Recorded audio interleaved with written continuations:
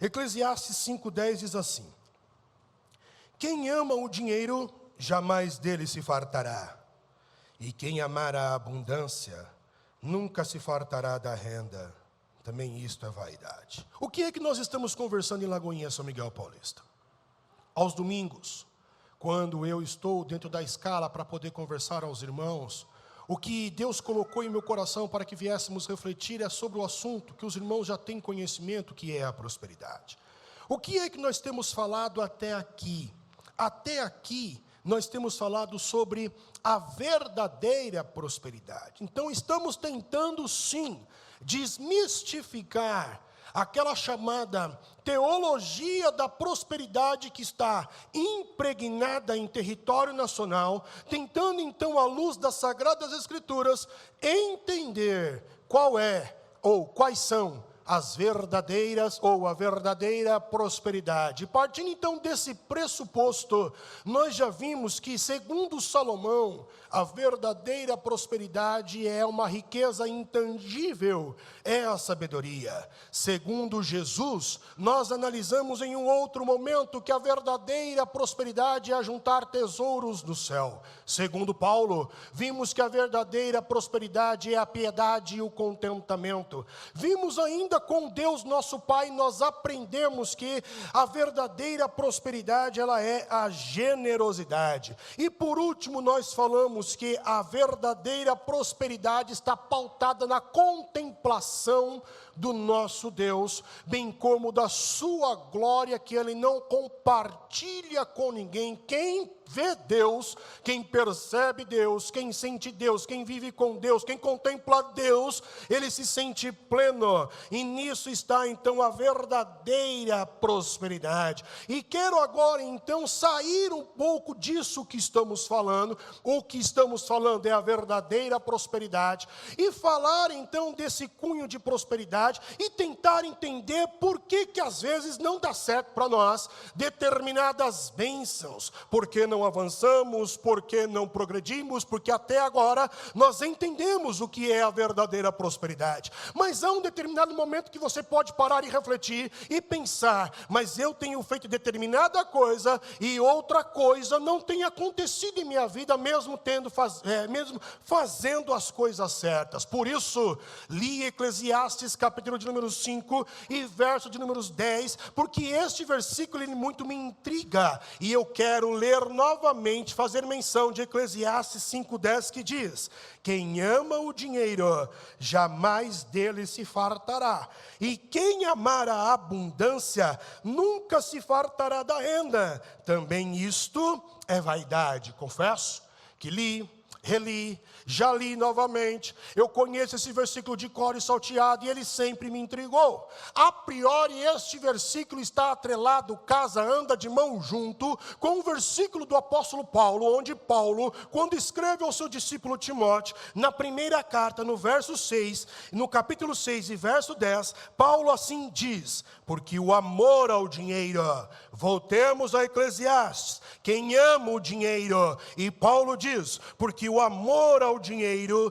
é a raiz de toda espécie de males, e nessa cobiça alguns se desviaram da fé e se traspassaram a si mesmo com muitas dores. Então, onde está o problema? Que às vezes as coisas não funcionam, não dão certo, não desenvolvem. O problema, segundo Eclesiastes, segundo Salomão, e o problema, segundo o apóstolo Paulo, está no amor ao dinheiro. E se nós voltarmos alguns domingos atrás, onde nós falamos sobre prosperidade, dinheiro e piedade, eu havia dito aos irmãos que a devoção ao dinheiro, você transformar o dinheiro em um Deus, se encantar com o dinheiro e ser devoto do dinheiro, é um erro, pois o ser humano de cunho cristão, nós vamos ver que ele não é devoto e não transforma o dinheiro em um Deus. Pelo contrário,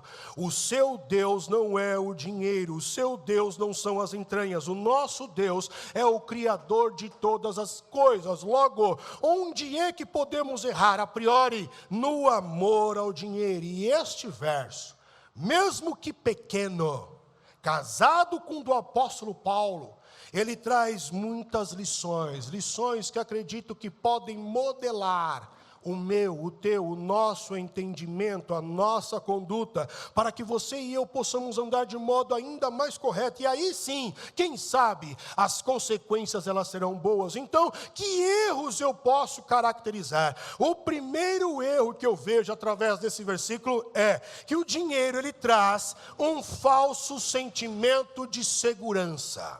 Repito, o dinheiro traz um falso sentimento de segurança. Isto é uma verdade.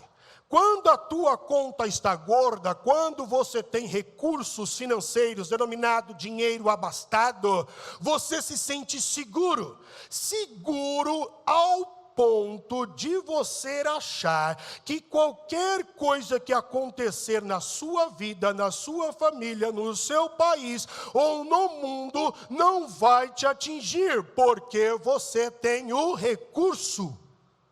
E isso é uma pseudocrença. Isto é errado. Porque quando há uma crise financeira nacional, todos são atingidos. Quem tem e quem não tem. Quando há uma crise financeira mundial, como nós tivemos em 1929, e eu sei que você não faltou nessa aula de história, em 1929 nós tivemos o quê? Isso, parabéns, a Grande Depressão, a bolha especulativa. O mundo virou um caos financeiro. Aqueles que possuíam grandes herdades, propriedades, recursos financeiros, tiraram a própria vida. Então perceba, quando há uma inflação altíssima, ou quando há uma crise fora do normal, seja nacional ou de escala global, todos, sem exceção, irão sofrer. O problema é que você e eu achamos que é o contrário. Ter é sinônimo de segurança, e não é. Isso aconteceu recentemente comigo e com a Daniela. Recentemente, Daniela e eu e nossa família, nós viajamos, os irmãos sabem, para Ushuaia e El Calafate, na Argentina.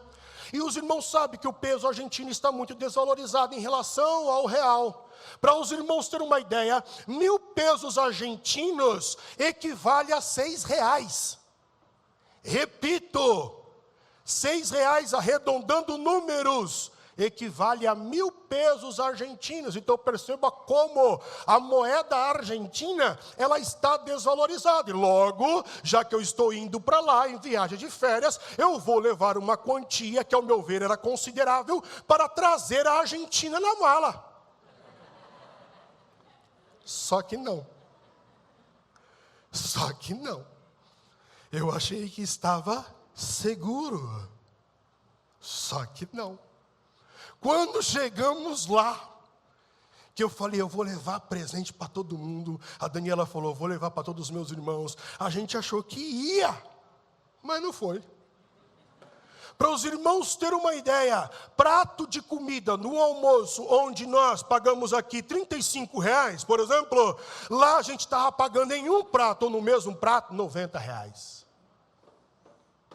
O que você trouxe? O cheiro do alfajor.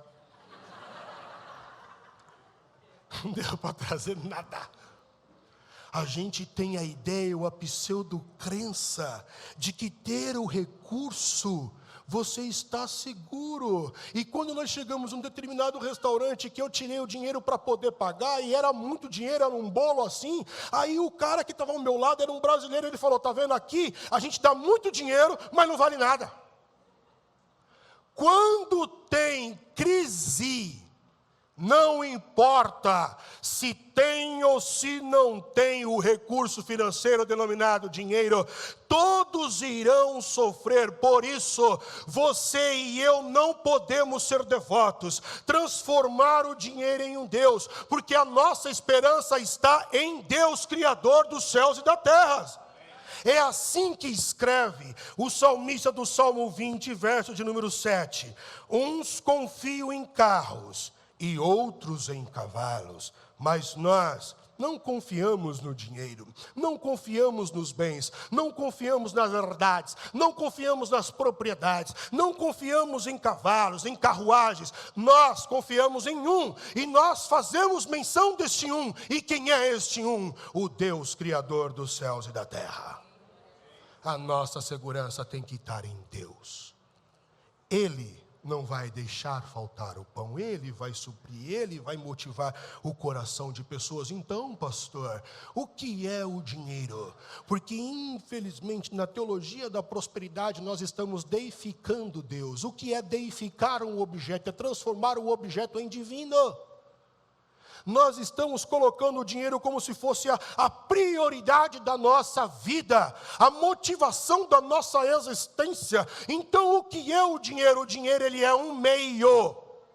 O dinheiro é um instrumento que eu, Rodrigo, administro, governo e controlo para abençoar a minha família e outras pessoas. Nada mais que isso. O dinheiro é uma marionete em minhas mãos, não é Deus na minha vida. Que outro erro eu aprendo? Com Salomão em Eclesiastes 5. Aprendo que quem ama o dinheiro não se farta dele. É isso que está escrito e essa é a lição. O que eu aprendo?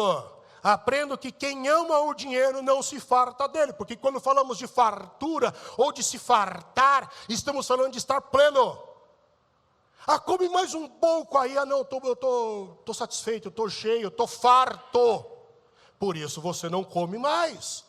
Quando falamos de estar farto, estamos falando de estar completo, estamos falando de estar pleno. E isso aconteceu na criação. Gênesis capítulo de número 1, verso de número 31. Nós vamos ver que no sexto dia Deus terminou de criar tudo. Por isso, no sétimo dia ele descansa. Então, quando Deus olha toda a criação, Deus vê que tudo é bom. Esta expressão de olhar a criação e ver que tudo é bom, em outras palavras, o que o escritor de Gênesis quer dizer é o seguinte: Deus olhou para tudo e viu que está bom, que está completo, que está pleno, que não precisa mais criar nada, porque Deus poderia ter criado inúmeros e infinitos felinos, inúmeros e infinitas baratas, inúmeros e infinitos vegetais. Entretanto, Deus viu que está bom, chegou, está completo, acabou, não precisa de mais. Logo, quem ama o dinheiro é o processo contrário, nunca se farta, nunca se sente pleno. Conta-se a história de um homem da antiguidade que ele possuía muitas pratas. E esse homem, então, não farto, não satisfeito com as pratas, ele quis, então, as terras que se extraíam as pratas. E quando conquistou a terra de extração, não bastou, e ele quis as refinarias de refinar os metais. E quando ele conquistou, não bastou, ele queria ser o homem mais rico do seu estado. E quando conquistou, não bastou, ele queria ser o homem mais rico de sua nação. Logo, quando este homem tentava buscar algo, ele não conseguia, ele ficava louco e fazia tudo, até meios estranhos, duvidosos, corruptos, para poder alcançar o que ele queria. Na visão de Salomão, este homem tem, mas não é farto. Este homem tem, mas não está completo. Por isso que quem é devoto, no sentido de amar, colocar um sentimento, algo de adoração em relação ao dinheiro, nunca se fartará dele. Nunca. Mas aí tu vira para mim e fala assim: pastor, mas eu estou aqui em Lagoinha, São Miguel. Eu não faço parte desse grupo aí que ama dinheiro, não. A gente tem aprendido. E eu não sou o devoto do dinheiro. Será que não dá para melhorar um pouquinho para mim, não? Será que não tem aí um jeito de melhorar? E eu direciono esta pergunta aos irmãos, porque eu fiz essa pergunta para mim. Eu falei: Deus, tu conhece meu coração. Tu sabe que eu sou, não dá para melhorar? Então eu pensei, se eu não estou errando no erro de ser devoto e transformar o dinheiro em um Deus, de amar o dinheiro, onde será que eu posso estar errando? E aí então eu mergulhei novamente nos escritos de Salomão, irmãos, e aqui eu já deixei bem claro para vocês o quanto eu admiro o apóstolo Paulo. Mas não é só Paulo que admiro na Bíblia, no mesmo pé de igualdade está também Salomão. Eu gostaria muito que talvez tirasse o livro de Provérbios da Bíblia Sagrada e colocasse um outro título. E colocasse nas bibliotecas aí, porque quando você fala de Bíblia, parece que o povo tem uma certa aversão. Mas se pegasse o livro de Provérbios e colocasse nas bibliotecas do mundo, eu acho que seria um best-seller. Porque o livro de Provérbios é riquíssimo.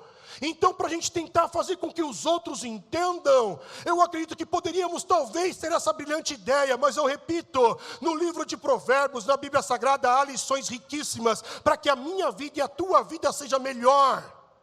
Só que nós desprezamos, e isso é um pecado. Não ler o que Deus deixou para mim, Deus deixou para você, e temos a liberdade de fazer como mencionou aqui a irmã Helena na oração. Nós temos a liberdade de orar, de gritar, de falar línguas estranhas, de profetizar, de visitar, de ir, de ler. Nós temos, e nós negligenciamos isso. Então, quando eu olho para os escritos de Salomão, eu encontro ainda mais erros que às vezes você e eu cometemos, e por isso a nossa bênção ela é usurpada. Primeiro erro que destaco, continuando nos escritos de Salomão, porém agora em Provérbios. Provérbios capítulo 10 e verso de número 4. Provérbios assim diz: as mãos preguiçosas empobrecem o homem, porém as mãos diligentes lhe trazem riqueza. Onde é que nós erramos, se não é no amor e na devoção ao dinheiro? Talvez na preguiça. E como é que eu posso caracterizar a preguiça? Como é que nós podemos definir preguiça? O que é preguiça?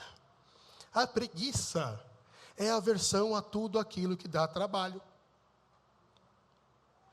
Então, se eu falasse para você, academia ou sofá? Os risos já denunciam. O que é a preguiça? É tudo aquilo que é aversão ao trabalho. É a falta de empenho. Então, você encontra um amigo teu, no final de semana, e aí você foi almoçar ou jantar em algum lugar e você encontra o fulano e você fala: e aí fulano, você está bem? Estou bem. Irmão, mas eu estou vendo que tu está comendo fast food de novo. Ontem foi isso, no outro dia foi aqui isso de novo. E você falou para mim que está no projeto verão, irmão. Por que tu então não pega esse dinheiro e vai fazer uma feira e vai cozinhar na sua casa, assim você já economiza e come algo mais saudável? Mas sabe o que é? É que dá trabalho cozinhar. Preguiça. Mas você não está no projeto verão? Estou. E você não tem horário para ir para a academia? Não, eu paguei lá paguei um ano na academia. Você pagou um ano e quantas vezes você foi? Acho que eu fui 3. E por que você não vai? Porque dá trabalho, sabe? Quando eu chego em casa, aí então eu tenho que trocar de roupa, o sangue esfria, aí eu vou, e aí pegar peso, já sofri no trabalho, dá trabalho treinar. Preguiça. Mas você não tem um sonho para conquistar? Tenho. Ah, não, eu queria viajar ao mundo, é. Mas, irmão, e aí? Por que então você não pega algo paralelo para juntar uma grana? Ah, dá trabalho. Preguiça. Ou a pessoa diz assim para você: ah, não, eu procurar um trabalho para conquistar os meus sonhos, não. Eu vou procurar um meio mais fácil, porque eu não vou ficar enriquecendo o patrão, não. Eu trabalhar para os outros, enriquecer patrão, E o pior é que eu falava isso também. Mas um dia, numa reunião em família, fui almoçar num domingo na casa da minha mãe, já casado. Meu filho mais velho era pequeno, junto com a minha esposa, Daniela. E nós chegamos lá e eu caí na besteira de falar isso. que eu não ia trabalhar desse jeito como os outros acham, para ir ficar enriquecendo o patrão. Aí meu pai olhou para mim com aquele olhar fulminante, que eu já falei, inclusive, na quarta-feira da década de 80, 90. Se você é dessa década, você sabe que quando o pai olha é daquele jeito. E meu pai olhou com aquele olhar bem centrado, fulminante, que já deu medo, e eu casado com meu filho, e já querendo ir embora. Deixa para lá, eu não quero nem almoçar mais. Vamos embora para casa, que pelo menos na minha casa eu mando, ou acho. E aí, eu sentei na mesa, meu pai olhou para mim e falou: você não trabalha para os outros. Você vai num lugar que não é teu, e lá você faz um acordo dando algo de você em troca de um recurso financeiro que vai sustentar você, seus filhos, a sua esposa, e não vai faltar nada para vocês. Logo, você não trabalha para enriquecer ele, você trabalha para não faltar nada para você e para os seus filhos. Você trabalha para você. Na hora que o meu pai falou isso para mim, é como se tivesse apertado um botão, virado uma chave. Aí eu comecei a trabalhar melhor na empresa que eu trabalhava. E passei a ser bem visto na empresa em que eu trabalhava. Então essa crença de que você trabalha para os outros é demoníaca. Você trabalha para você, para a sua família, para o seu cônjuge, para os seus filhos. Temos que evitar a preguiça. O trabalho requer esforço, e Deus abençoa o esforço. É o que ele diz para Josué: esforça-te que eu te ajudo. Não é fique sentado que eu te ajudo. Porque a gente acha que crente, por isso que eu falo sobre o misticismo dentro da igreja, a gente acha que a gente vai fazer uma oração e Deus vai chegar e fazer, ó, puf, só porque ele orou, e toma aí, então, um milagre na tua mesa chegou agora. Não é assim, Deus não faz mágica. Deus não trabalha com mágica. Temos que pedir a bênção de Deus sobre o nosso esforço e nosso trabalho. Como orou o salmista do Salmo 127, verso de número 1, que diz: se o Senhor não edificar a casa, em vão trabalham os que a edificam. Se o Senhor não guardar a cidade, em vão vigia a sentinela. Inútil vos será levantar de madrugada, repousar tarde, comer o pão das dores, pois assim dá ele aos seus amados o sono. O que o salmista está querendo dizer? Que tudo será inútil se Deus não estiver junto com você no que você está fazendo. Então você está trabalhando como vigia, como sentinela, não importa. Você está se esforçando, você está trabalhando lá, você pede para que Deus esteja com você no teu serviço, no teu trabalho, abençoando o esforço das tuas mãos. E aí sim, as coisas começam a crescer e a frutificar. Ainda, em Provérbios 10, 4, eu encontro um outro erro que nós cometemos. E cito novamente o versículo: as mãos dos preguiçosos empobrecem o homem. As mãos preguiçosas empobrecem o homem, porém as mãos diligentes lhe trazem riqueza. E desse versículo ainda extrai um outro erro: a falta de responsabilidade que temos com o que é nosso e com as nossas ações. Por que eu digo isso, irmãos? Simples. Porque nós somos peritos em encontrar um culpado para o que não deu certo na minha vida. Nós somos peritos e tendenciosos, experts, em encontrar um culpado na minha vida. Mas eu te pergunto, o dinheiro que tu conquista é de quem? Se é teu, toda e qualquer conduta relacionada a ele diz respeito única e exclusivamente a você. Não diz respeito ao teu filho, não diz respeito ao teu cônjuge, porque sempre quando algo não dá certo em nossa vida, concernente àquilo que é meu, eu sempre coloco um mais, porém, todavia, entretanto, fulano fez, falou, agiu, por isso, eu sempre encontro um culpado. O único culpado concernente àquilo que é teu é você. Se abnegar, se alienar da responsabilidade é o fruto do pecado adâmico. Quando Adão pecou em Gênesis, ele falou, a mulher que você me deu. E Deus fala com a mulher, e aí então a mulher diz, a serpente. E quando se fala com a serpente, aí então ela fala assim, mas foi você que falou que eles seriam como o Senhor. No final das contas, quando não é a mulher, os filhos, é o sistema. Quando não é o sistema, é o patrão. Quando não é o patrão, é a empresa. Quando não é a empresa, então aí pode ser o diabo. E quando não é o diabo, aí eu classifico Deus como sendo culpado. Por que Deus? Por que Deus? É por isso que Davi é o homem segundo o coração de Deus, pois todo e qualquer erro que ele cometia, ele dizia, não foi os outros, fui eu, culpa a mim Deus, eu errei, eu pequei. Isso é trazer para si e ter a ciência da responsabilidade. Então quando cito Eclesiastes, quando cito Provérbios, eu quero deixar bem claro, que o que diz respeito a você, é culpa tua, de mais ninguém. Um terceiro erro, e eu vou parar por aqui, está escrito em Provérbios capítulo 23, verso de número 19. E o terceiro erro é, cuidado com quem você anda. Cuidado com quem você anda.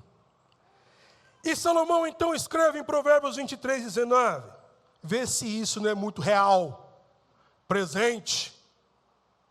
Ouve tu, filho meu, e ser sábio, e dirige o caminho do teu coração. Não é para deixar a vida te levar, a vida leva eu. Isso é um erro. Vida te levar, a vida leva eu, é um erro. Dirige o caminho do teu coração. Quem está no controle, no volante, guia a tua vida é tu, não é outra pessoa. Não estejas entre os beberrões. Não esteja entre os beberrões de vinho, e nem entre os comilões de carne. Vamos trazer para o Brasil, faz de conta que Salomão está escrevendo para o povo brasileiro. Aí Salomão então escreve assim, não esteja no meio daqueles que faz happy hour o tempo inteiro, e a cerveja uma atrás da outra, a torre uma atrás da outra. Não esteja no meio desses. E ele continua, e também não esteja no meio daqueles que faz churrasco todo final de semana. É isso que Salomão está falando. E por que, Salomão? Porque você é muito careta, mano. Você é aquele tipo de crente que nada pode fazer, não vai. Você é carente. Chegou o crente para falar. É isso que Salomão está falando? Não. Ele está analisando a vida de quem trabalha dessa forma. E ele continua o versículo. Porque esse cara, que é torre atrás de torre, é chope atrás de chope, esse cara beberrão, de happy hour o tempo inteiro, de festa o tempo inteiro, e que faz churrasco porque é o da hora, porque é o cara bacana, porque é o cara que quer agradar todo mundo, que quer fazer a política com todo mundo, esse cara vai viver na pobreza. E a sonolência os faz vestir de trapos. Salomão é contra o happy hour? Não, irmãos, pelo amor de Deus. Happy hour, descansar, trocar ideia, conversar, comungar, se relacionar é necessário. O que Salomão está falando é daqueles que só vivem disso. Aí o dinheiro já não é mais o Deus. O que é o Deus é o lazer e o prazer. O cara não consegue ficar um dia sem gastar com esse tipo de ferramenta ou de coisa de lazer e prazer. Salomão está falando de extremo. Está falando daquele que só faz festas atrás de festas para agradar pessoas, conquistar pessoas. Ele não tem a busca realmente de um relacionamento. Ele quer atrair para estar perto, conquistar aquela pessoa, e ele faz qualquer coisa. Aí esse tipo de cara que está em festa, gastando atrás de gastos, festas atrás de festa, ele vai gastar o corpo dele também, porque ele vai passar muito tempo acordado. No outro dia, 5 horas da manhã, o relógio vai despertar. Esse cara vai ter força para levantar? Vai começar a chegar atrasado. Aí, e além de chegar atrasado, vai chegar um dia que ele está tão cansado que ele não vai. Aí o que ele faz? Ele vai no UPA. Ele vai no pronto-socorro e mete um atestado, mas não tem doença. E aí quando ele chega na empresa, que ele consegue ir para a empresa, ele tem sonolência. Ele não consegue frutificar, ele não é fecundo, ele não está focado, ele não é criativo. E este homem é observado, esta mulher é observada, porque em Hebreus está escrito que somos rodeados de uma grande nuvem de testemunhas. E então a empresa vai fazer um corte. Adivinha que nome que vai estar lá? Aí é Deus. Deus, então, por que Deus, você está fazendo isso comigo? Oh, o diabo se levantou, irmão. Ore por mim, por favor. Porque o diabo se levantou. E o diabo, ele é um acusador, é um inimigo. E às vezes o diabo de nós mesmos somos nós. Somos nós que fechamos a porta. Então perceba o que é que Salomão está escrevendo. E aí eu fico pensando nesse tipo de gente que gasta dinheiro com isso.